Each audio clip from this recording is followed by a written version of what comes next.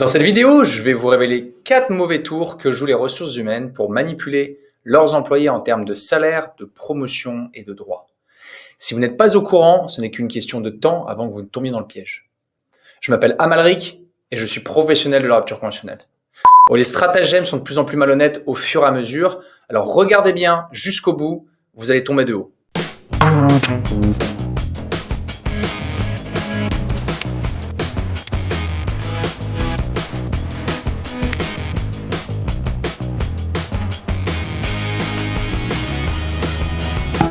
La première astuce est la fameuse politique de la porte ouverte.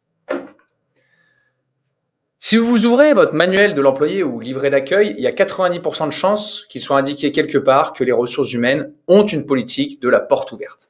Donc, quelle que soit la formulation utilisée, la plupart des gens comprennent que les RH sont là pour vous, qu'ils veulent entendre vos préoccupations et vos plaintes, et que si vous vous adressez au RH, ils garderont vos remontées d'informations confidentielles et que vous serez protégé contre les représailles.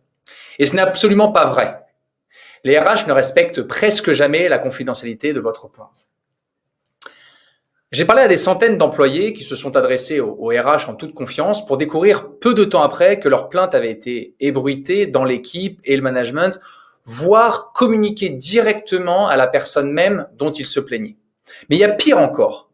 La plupart des entreprises utilisent en fait la politique de la porte ouverte comme un système d'alerte précoce afin d'être informé des plaintes éventuelles et d'étouffer les dissensions et les plaintes des employés avant qu'elles ne se répandent. Et j'ai parlé à des centaines de salariés qui se sont plaints de quelque chose de légitime et qui, peu de temps après, ont été verbalisés, ont été menacés, voire même ont été poussés à partir en leur mettant une pression d'enfer. Et dans ce contexte, les RH ont l'habitude de dire aux gens que si vous utilisez la politique de la porte ouverte, vous serez légalement protégé contre les représailles, mais c'est faux.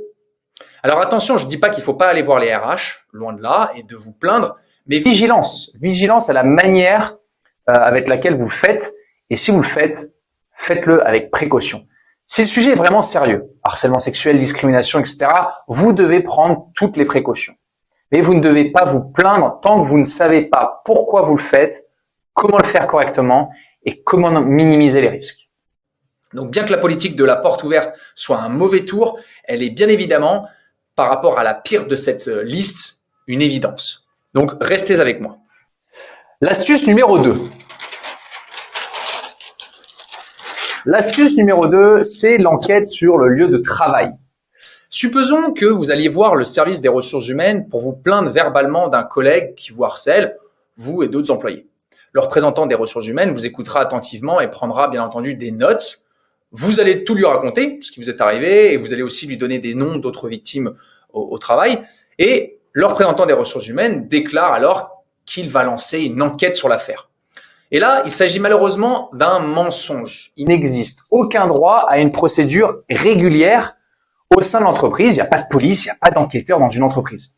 Alors oui, elle va ouvrir une enquête, mais pas pour découvrir ce qui s'est réellement passé. Son enquête va porter sur la façon dont elle peut protéger au mieux l'entreprise.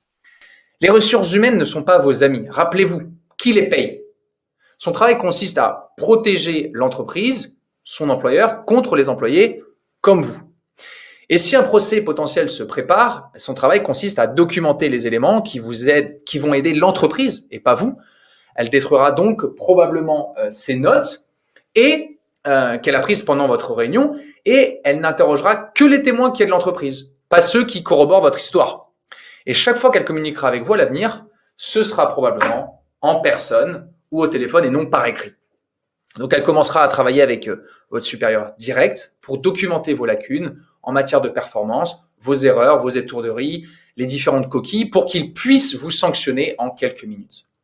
Et ils vont documenter votre dossier personnel afin qu'à l'avenir, si vous poursuivez l'entreprise, celle-ci pourra dire « Écoutez, nous l'avons observé à plusieurs reprises, c'était un mauvais employé. » Et le pire dans tout ça, c'est que lorsqu'elle aura terminé son enquête, je vous garantis qu'elle créera une sorte de rapport d'enquête qui conclura qu'il n'y a aucune preuve d'un quelconque acte répréhensible.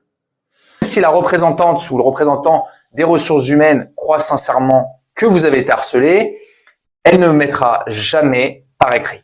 Car son travail consiste à protéger l'entreprise et pas vous. Donc, j'apprends aux salariés à quitter leur CDI en bons termes avec leurs indemnités et leurs droits au chômage. Si le sujet vous intéresse, abonnez-vous. Si vous ne souhaitez pas démissionner, alors contactez-nous et nous verrons si et comment nous pouvons vous aider. Troisième astuce. La troisième astuce, ils vous mentent. Ils vous mentent. Je suis d'accord, dans la plupart des échanges avec les RH, il n'y a pas de raison qu'ils vous mentent. Cependant, il n'y a pas d'obligation légale qu'ils vous disent la vérité. Ainsi, lorsque les choses commencent à se corser et qu'il y a un litige, vous pouvez compter sur eux pour protéger leur salaire à vos dépens. Outre ce dont on a déjà parlé aujourd'hui, quelles sont les situations les plus courantes pour lesquelles les RH vont mentir aux employés? Eh bien, ils mentent régulièrement sur les entretiens d'évaluation. Les entretiens professionnels, dans les suivis de dossiers, de promotion ou encore les dossiers de litige. Ils peuvent dire que vous étiez tout le temps en retard au travail ou que vous n'avez pas rempli telle ou telle tâche, alors que ce n'est pas le cas. Ils peuvent dire que vous étiez réfractaire ou insubordonné, alors que ce n'était pas le cas. Ils peuvent dire aussi que vous aviez finalement une mauvaise attitude ou que vous n'étiez pas coopératif, alors que ce n'est pas vrai. Ils peuvent dire que vous n'aviez pas d'ambition, pas de projet, alors que ce n'était pas le cas. Ils peuvent dire que vous n'avez pas été corporate, que vous avez refusé des solutions, alors que ce n'est pas vrai. Ils peuvent dire très souvent ce qu'ils veulent, car à la fin, leur parole compte plus que la vôtre. Et si les effets cumulatifs de tous ces petits mensonges aboutissent à vous pousser ou à vous mettre dehors, la démission, le licenciement sont des dispositifs de rupture de contrat, tout comme la rupture conventionnelle l'est. Ils savent qu'ils peuvent s'en tirer à bon compte parce que la loi sur la diffamation n'a pas beaucoup de mordant dans le droit du travail. Et quand bien même vous ne voulez pas vous laisser faire, vous allez partir en guerre juridique. Mais avez-vous le bon support? Combien de temps ça va vous prendre selon vous? Avez-vous les reins assez solides? Et obtiendrez-vous plus que le minimum légal? Regardez le barème Macron. Donc tout ça pour ça. De toute manière, ils défendent leurs intérêts et les prud'hommes rendront leur verdict sur plusieurs années avec le minimum légal. Mais cette astuce du mensonge n'est pas la pire de cette liste. La suivante est bien pire. Donc pour rappel, avec mon associé François, on apprend aux salariés en CDI à quitter leur organisation par la grande porte, c'est-à-dire avec leurs indemnités, leurs droits au chômage et le tout en bon terme. Donc ça peut être via une rupture conventionnelle ou transactionnelle. Vous pouvez prendre rendez-vous, un premier rendez-vous avec nous, c'est gratuit, ça prend 15 minutes pour que nous comprenions votre situation actuelle et savoir si nous pouvons répondre à votre besoin. Donc, l'astuce 4, la quatrième astuce, et c'est la pire, c'est la demande écrite de la rupture conventionnelle. La rupture conventionnelle est un droit que tous les salariés ont. Vous pouvez la demander et ils peuvent la refuser autant de fois qu'ils le veulent. Et au motif qu'il faut formaliser les choses, les RH vont vous demander de leur envoyer un courrier de demande de rupture conventionnelle. Donc la demande écrite de rupture conventionnelle peut sembler être un moyen sécuritaire et professionnel de formaliser votre intention de quitter votre poste. Cependant, cette approche, souvent présentée comme une formalité innocente, s'avère être une stratégie redoutablement efficace pour les RH afin de retourner la situation contre le salarié.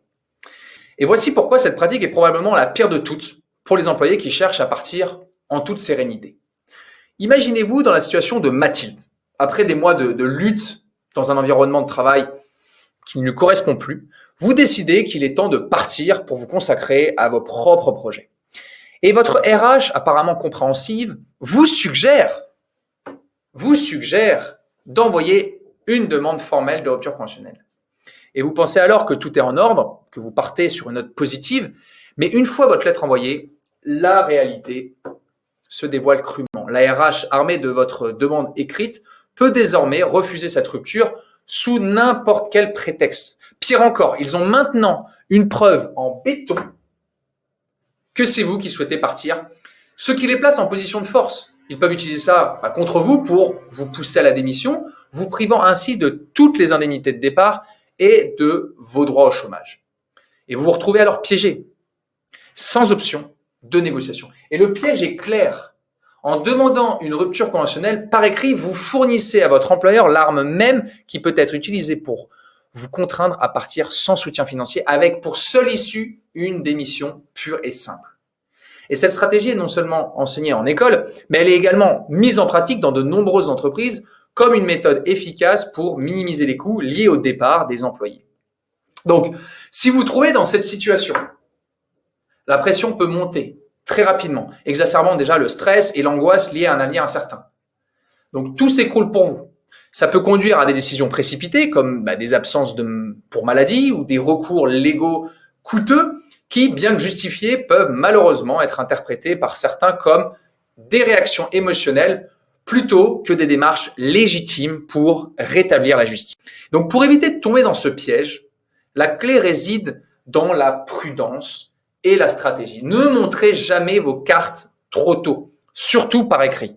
Si vous voulez quitter votre CDI et tourner la page sans vous faire avoir et donc abandonner vos indemnités après X années de bons LE service, plus vos indemnités au chômage comme filet de sécurité, prenez contact avec moi. Vous pouvez prendre rendez-vous gratuitement pour une consultation téléphonique de 15 minutes.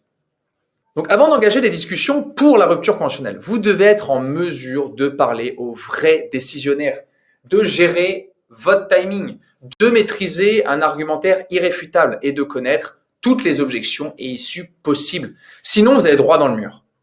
Donc, n'hésitez pas à nous contacter, nous verrons rapidement si nous pouvons vous aider. N'oubliez jamais, dans le monde des affaires, comme vous savez, chaque mouvement peut être Merci.